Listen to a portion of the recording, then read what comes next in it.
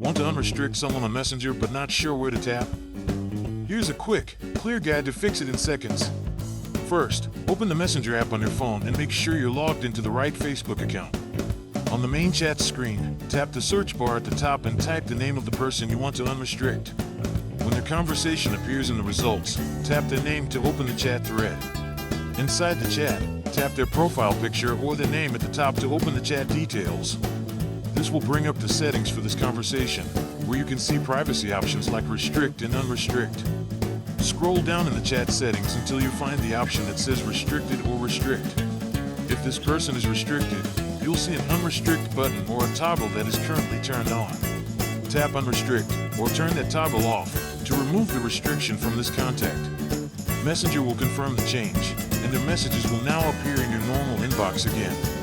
Go back to your Chats tab to make sure the conversation now shows up like your other regular chats. And that's it.